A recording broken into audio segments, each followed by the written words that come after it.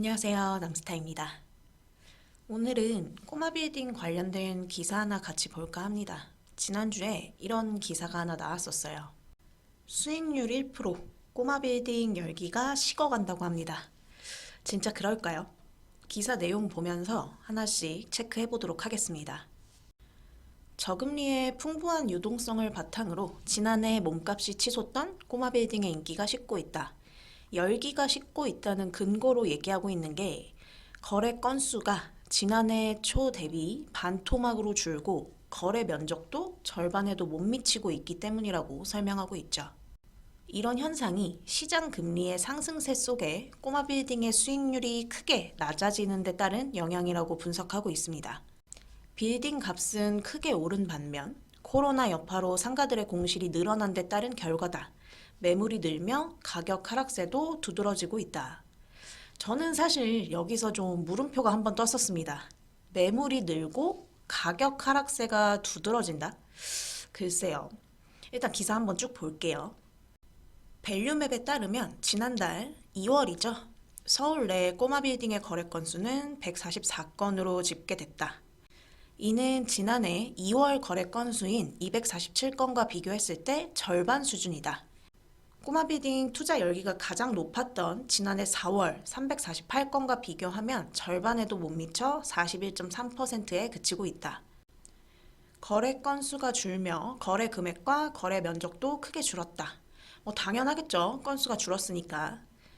거래 절벽 속 가격 하락세도 두드러진다. 꼬마 빌딩 한 평당 가격은 지난해 12월 이후 크게 떨어지는 추세다. 다만 지난해 1년간 급격히 오른 만큼 2, 3년 전과 비교했을 때는 아직 높은 가격을 형성하고 있다. 여기서 얘기하는 가격 하락세는 사실 보면 서울시 전체 거래된 꼬마 빌딩 평당 가격을 얘기하고 있어요. 지난해 12월 8,400만 원까지 올라갔는데 지난달에 7,700만 원 수준으로 떨어졌다. 이건데 사실 이건 말 그대로 평균치이기 때문에 이 통계만 보고 서울 모든 지역의 가격 하락세를 논하기는 좀 어려운 부분이 있죠. 왜냐? 주요 지역은 가격 하락세를 느낄 수가 없기 때문이죠, 지금. 근데 전문가들은 최근 꼬마 빌딩의 인기가 하락 추세에 접어들었다고 분석하고 있습니다. 경기에 민감하게 영향을 받는 빌딩 시장의 경우 금리가 지속적으로 상승하는 때에는 임대 수익률은 물론 시세 차익마저도 기대하기 어려워 투자 매력이 감소한다는 설명이죠. 최근 꼬마 빌딩의 수익률이 2%도 안 나오고 1% 수준에 머무르는 것도 많다. 금리가 올라 임대료만 가지고는 이자 감당이 안 되는 만큼 거래와 가격 면에서 조정을 받는 것으로 보인다. 꼬마 빌딩 시장에서 지역별 차별화도 두드러지고 있다. 특히 강남권의 강세가 이어지고 있다. 지난달 강남 3구에서 거래된 꼬마 빌딩은 서울 전체 거래 건수 중 22.9% 수준에 불과했지만 거래 금액으로 따지면 51.8%, 3,502억 원을 차지했다. 기사 요약해보면 이렇습니다. 기사 내용에 따르면 금리 인상에 더불어 수익률 하락으로 인기가 하락하고 있다. 이건데 왜 저한테 빌딩 투자 문의하시는 고객분은 계속 많아질까요? 제가 봤을 때는 서울 빌딩 시장 거래 건수가 줄어든 건 이미 작년, 재작년 손바뀜이 엄청나게 일어났기 때문으로 보입니다. 사실상 많은 투자자들이 원하는 주요 지역들은 진짜 웬만한 건물들 주인 다 바뀌었다고 해도 될 정도로 손바뀜이 많이 일어났어요.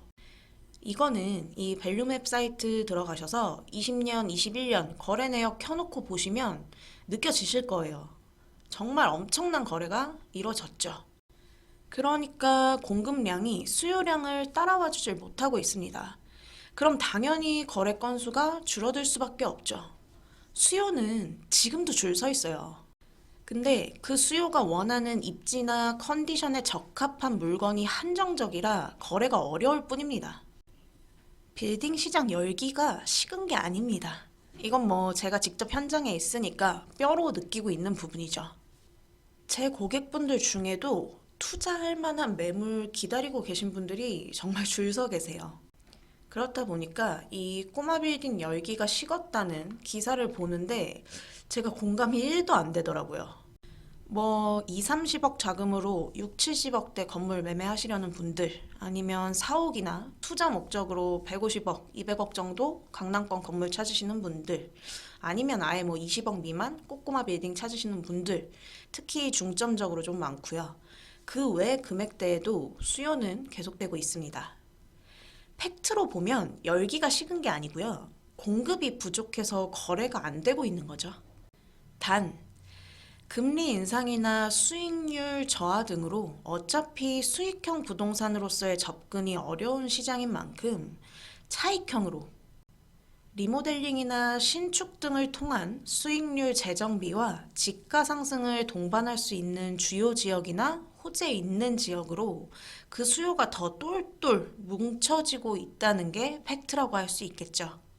기사에서 얘기했듯이 금리 인상이나 수익률 저하 등으로 인한 투자자들의 망설임도 당연히 있죠. 그냥 단순 임대 수익용 투자 목적으로 접근하시는 분들에게는 진입 자체가 어려워진 게 맞으니까 그런 수요는 줄어들었다고 볼 수 있습니다. 근데 이런 시장 상황을 알고 리모델링이나 신축 또는 직접 사용 목적으로 시장 진입하시려는 분들은 아직도 많다는 겁니다.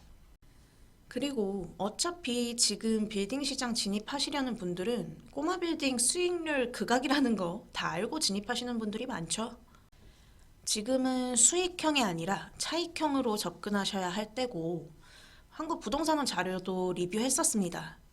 임대 수익률은 낮아지고 있는데 지가가 빠르게 상승하면서 투자 수익률은 오르고 있다는 보고서 기억나시죠?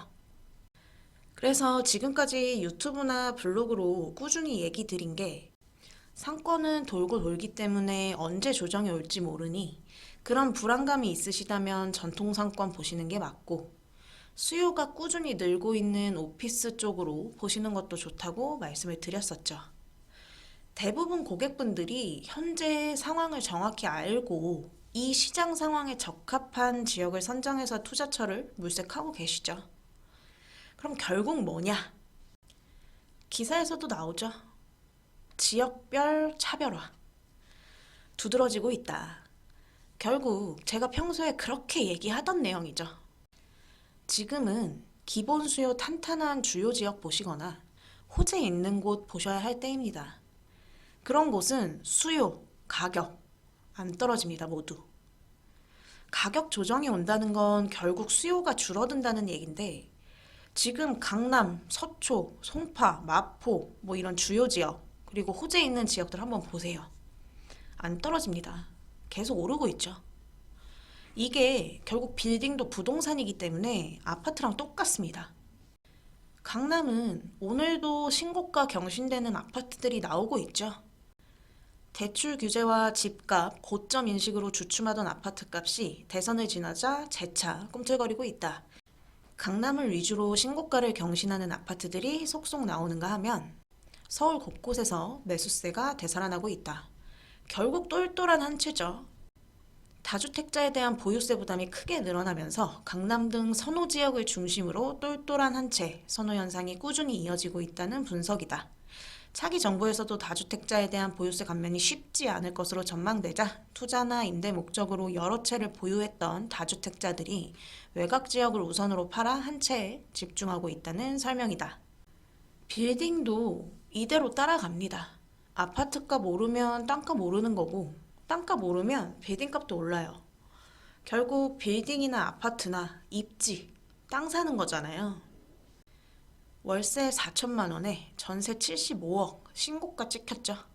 이건 어딘가요? 성동구 갤러리아 포레에서 75억 전세 신고가 찍힌 거고 PH129 청담 아파트에서 월세 4천만 원 신고가 찍힌 겁니다. 수요 있는 주요 지역들 지금 가격 하락 없습니다. 빌딩도 똑같습니다. 그래서 이런 단순 통계를 기반으로 나온 기사만 보고 시장을 평가하지 말고 직접 경험해서 느끼셔야 합니다. 거래 건수가 줄어든 건 그만큼 공급이 안 되고 있기 때문이고 이 말은 반대로 해석하면 수요 꾸준한 지역들의 빌딩은 갈수록 더 한정판, 리미티드 에디션이 되고 있다는 소리죠. 투자자들이 원하는 주요 지역들은 없어서 못 사는 거죠. 물론 거래 건수가 줄어든 데에는 금리 인상 영향도 있긴 하지만 그게 가장 큰 문제는 아니라는 거죠. 지금 대기 수요는 여전히 많습니다. 제 고객분들만 봐도 그래요. 강남이나 서초, 마포, 성동구 뭐 이런 주요 지역들 내에 빌딩 공급량은 어차피 한정되어 있습니다. 그래서 시장에 나와 있는 물건들도 어차피 다 제한된 물량 내에서 움직여요. 그 안에서 이제 주인이 바뀌고 하는 건데, 매수자 입장에서 좀 더 기다리면 조금 더 완벽한 물건이 나오지 않을까. 마냥 시간만 보내고 계신 분들도 있으실 거예요. 근데 지난 영상에서도 얘기했듯이 100% 완벽한 물건을 찾는 건 지금 시장에서 되게 바보 같은 짓입니다. 시간만 버릴 뿐이고 그 사이에 가격만 계속 오를 뿐이에요. 본인이 어떻게 접근해서 밸류업 시켜야 할지 모르는 분들은 이렇다 저렇다 결정을 못하고 애만 태우고 있으니까 거래 건수가 막 늘 수가 없겠죠. 금리 인상, 수익률 저하 같은 상황 속에서 그냥 막연하게 수익형 부동산으로서 빌딩을 접근하려는 투자자들의 수요는 앞으로도 계속 빠질 겁니다. 진입 자체가 어렵거든요, 사실 지금은. 근데 다각도에서 좀 고민하고 스스로 건물의 가치를 바꿀 수 있게끔 하려는 분들의 거래는 꾸준히 계속되고 있고 그런 수요는 여전합니다. 본인이 어떤 투자자가 되어야겠다는 방향성에 대한 정리를 다시 한번 해보시면 좋을 것 같고요. 빌딩도 똑같습니다. 아파트처럼 똘똘한 한 채 찾으셔야 되는 거고, 이미 똘똘한 한 채인 걸 살 수 있다면 참 좋겠지만, 그렇지 않다면 지금은 똘똘하지 않은데 내가 똘똘하게 만들면 된다는 생각을 가지고 접근하셔야 한다는 거 기억하시면 좋겠죠. 요즘 보면 다들 빌딩 투자에 있어서 고민이 좀 많으셔서 그런지 이런 시장 상황이나 분위기에 대해 얘기하는 거에 많은 분들이 좀 공감하시고 연락을 주시더라고요. 항상 좀 객관적인 시각에서 전달드릴 수 있도록 더 노력하겠습니다. 빌딩 관련 문의는 문자 남겨주시면 연락드리겠습니다. 오늘 영상 여기까지 하도록 하겠습니다. 구독, 좋아요 많이 많이 눌러주시면 감사하겠습니다. 남스타였습니다. 감사합니다.